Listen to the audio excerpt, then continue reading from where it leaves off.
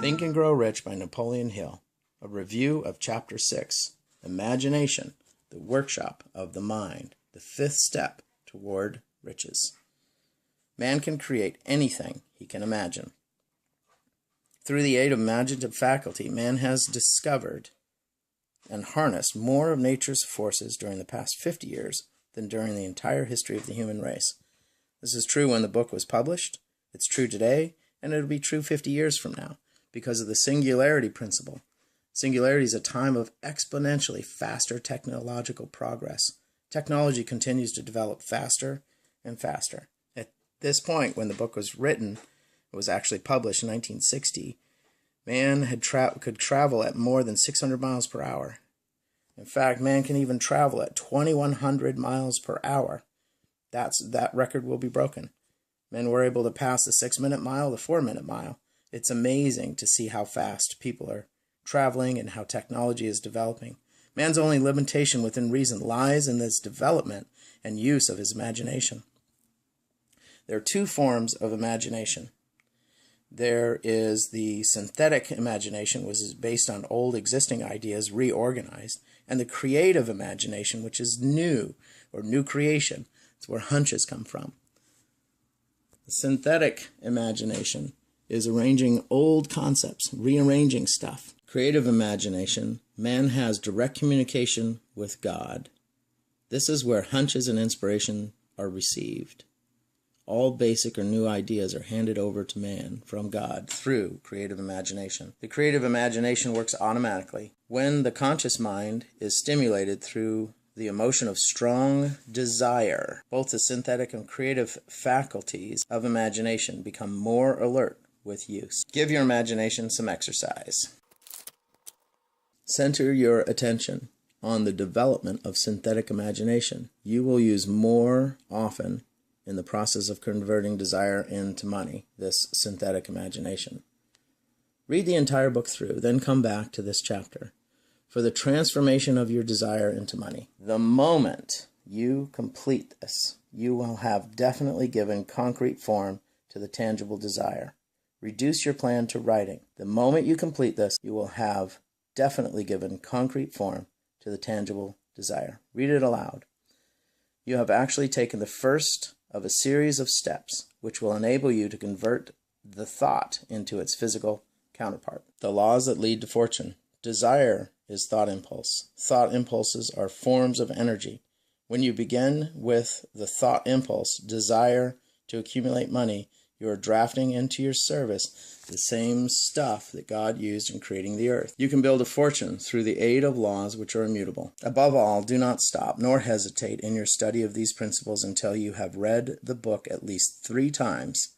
Then you'll not want to stop. How to make practical use of imagination. Ideas are beginning points of all fortune.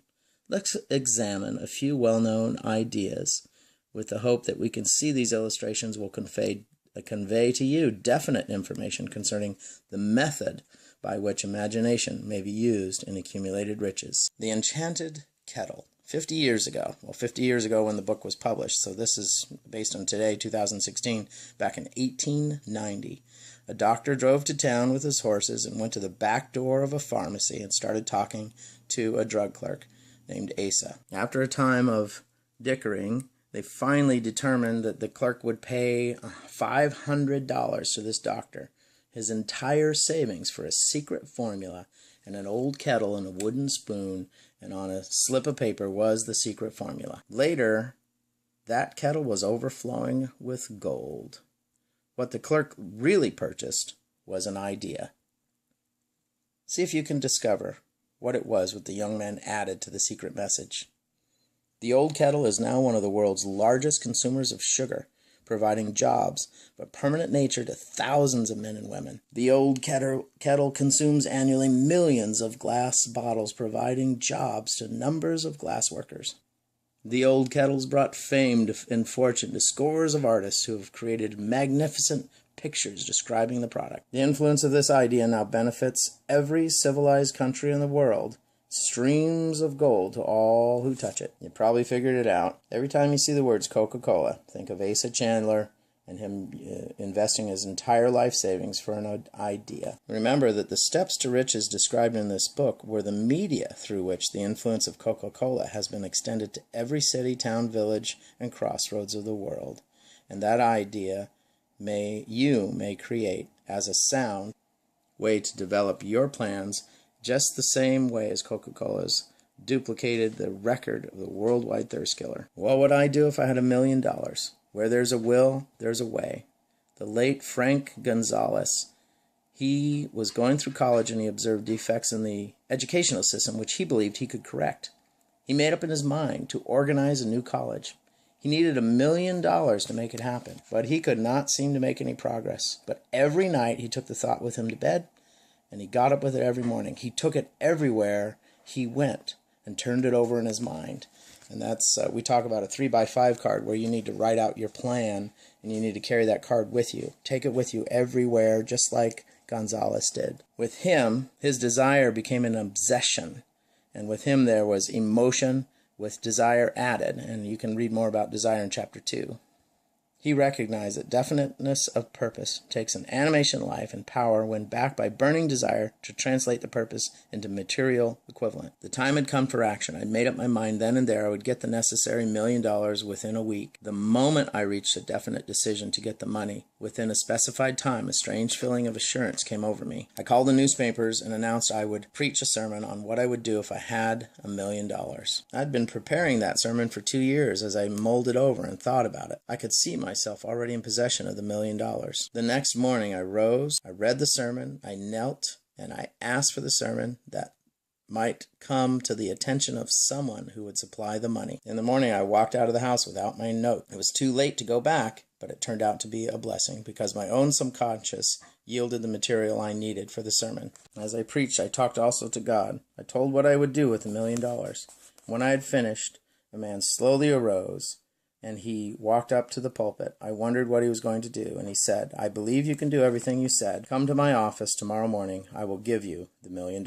With the money, he founded the Armour Institute of Technology, now known as the Illinois Institute of Technology. The necessary $1 million came as a result of an idea, desire, and almost 2 years of planning. He got the money within 36 hours after he reached a definite decision in his own mind to get it. And he decided upon a definite plan for getting it. The decision was the key. Something was very unique and different about the decision he reached. Definitely said, I will get the money within a week. Moreover, the principle through which Dr. Gonzalez got his $1 million is still alive, and it's available to you. How to transmute ideas into cash. Asa Calder and Dr. Frank Gonzalez had one characteristic in common. They both knew the astounding truth that ideas can be transmuted into cash through the power of definite purpose plus definite plan. Riches come in response to definite demands of definite principles. An idea is an impulse of thought that impels action by an appeal to the imagination. In another example, a publisher of low-priced books made a discovery that many people buy titles. By merely changing the name of one book that was not moving, his sales on that book jumped upwards of over 1 million copies. He merely ripped off the cover bearing the title that did not sell and put on a new cover of a title with box office value to create millions. Every great fortune starts with a day when the creator of ideas and the seller of ideas got together. For Napoleon Hill, it was a favorable break that gave him the biggest opportunity of his life. 25 years of determined effort. The break consisted of gaining the cooperation of Andrew Carnegie. On the occasion, Carnegie planted in my mind, or in Napoleon Hill's mind, the idea. So it wasn't even Napoleon's idea. Andrew Carnegie planted the idea in his mind. After 25 years of research and several fortunes had been accumulated through the application of the philosophy. It was a burning desire, an obsession. When the idea was first planted in my mind by Mr. Carnegie, it was coaxed, nursed, and enticed to remain alive. Gradually, the idea became a giant under its own power, and it coaxed, nursed, and drove me. Ideas are like that. First you give life and action and guidance to ideas, then they take on a power of their own, sweep aside all opposition. Ideas are intangible forces, but they have more power than the physical brains that give birth to them. They have the power to live on after the brain that creates them has returned to dust. And here's a progress that I use for ideas to transmute them. I wish, I want, I need. When you get to the need, that's where the desire gets in there. And right before you get them, you make that decision. So sit, pray, and wait for an idea. Ask God to bless it. Imagine you have it. Feel the emotion of having it. Feel the excitement of having that prayer answered. Feel it and add emotion that turns to desire. And then make a plan on how you will get it and what you're willing to do and decide. Think and Grow Rich, Chapter 6. And that is an overview of the imagination. Chapter 6 of Think and Grow Rich by Napoleon Hill. Have a great day. Keep thriving, my friends.